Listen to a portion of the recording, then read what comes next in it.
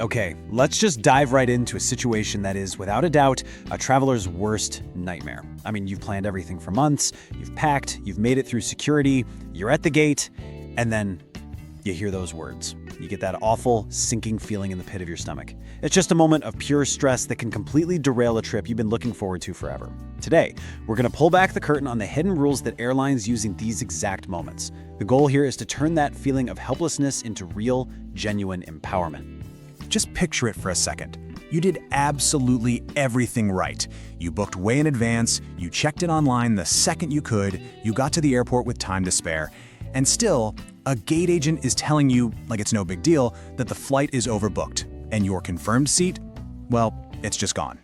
This isn't just some small inconvenience, right? It feels like a promise was broken. And you know what? In a very real legal sense, it was. And that's the core of what we're going to get into. And this is where the secret rule book comes out. The airline is almost certainly going to make you an offer, probably a travel voucher for a future flight, and they'll present it like it's this incredibly generous gesture. But is that really their only obligation to you? Is a voucher your only option? Well, the truth is, the moment they tell you that you're off the flight, you have entered a federally regulated transaction. This isn't just a customer service problem anymore.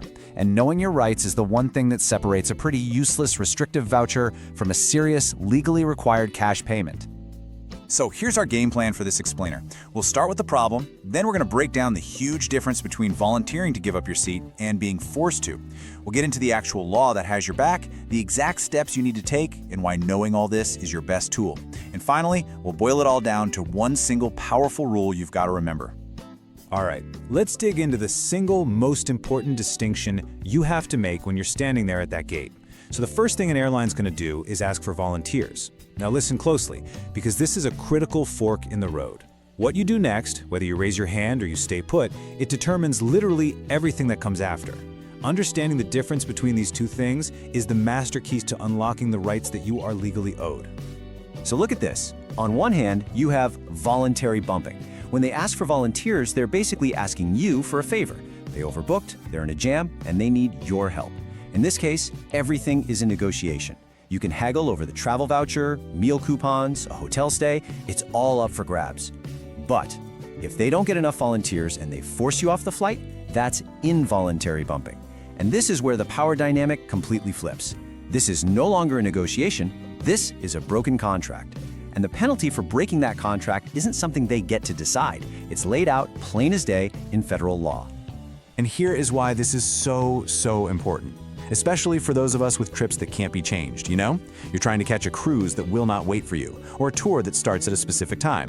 A delay isn't just an annoyance. It could ruin the whole trip and cost you thousands. Now the airlines know this, but they are hoping that you don't know the difference. They will almost always push those travel vouchers first. And why is that? Because it keeps the money in their system. The vouchers are full of restrictions, and they're almost always worth way less than what the law says they have to pay you in cold, hard cash. They are literally counting on you not knowing what you're actually owed. So let's get you armed with that knowledge right now. We're getting to the core of this whole thing, the specific federal regulations that were written to protect you. It's so important to get this. This is not about hoping the airline is feeling generous. It's not about relying on the goodwill of a stressed-out gate agent. This is about the law.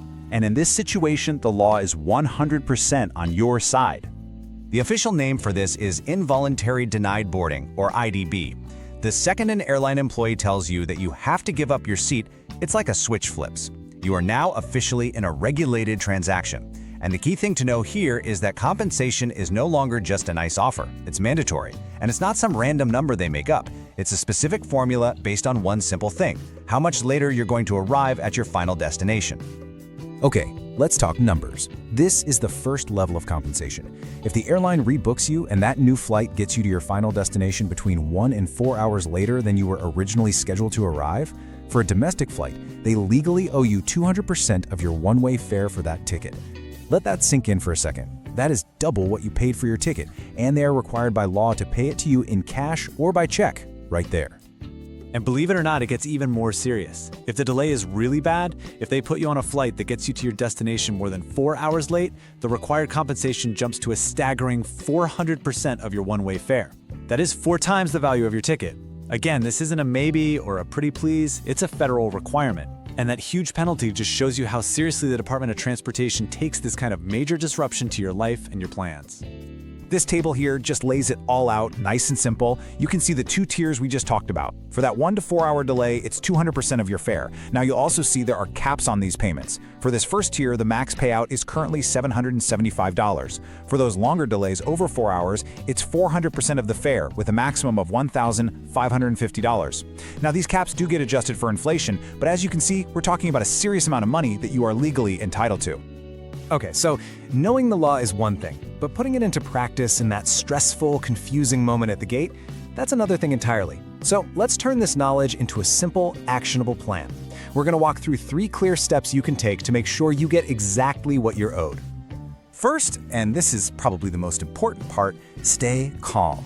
Your calm, confident demeanor is your best weapon. Walk up to the gate agent and just calmly but firmly say that you're being involuntarily denied boarding and you're aware of your rights to cash compensation under DOT rules. Using those exact phrases is key. Second, you have to explicitly ask for cash or a check.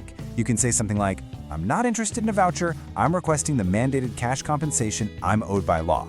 Now, the only time you should even think about a voucher is if they offer you something worth way more than the cash you're due. Otherwise, stick to your guns. And finally, step 3, document everything. Pull out your phone, open up a note, type in the agent's name, the time, your original flight number, and the new flight details. This creates a paper trail that can be incredibly useful later on. All right, let's just zoom out for a second and talk about perspective, because this is just as important as the rules. This isn't about picking a fight, it's about being informed. Just having this knowledge completely changes the whole dynamic. You go from being a passive victim of the situation to an active, empowered person who's in control of the outcome. You go from a position of weakness to one of quiet strength. I love this image of a shield because it's so true. Think of these federal rules as your armor in a really stressful moment. You didn't ask for this to happen, and you don't have to just take whatever they decide to give you. This law wasn't written for the airlines. It was written for you, the passenger. It is your shield, and just knowing it's there can give you the confidence to stand your ground.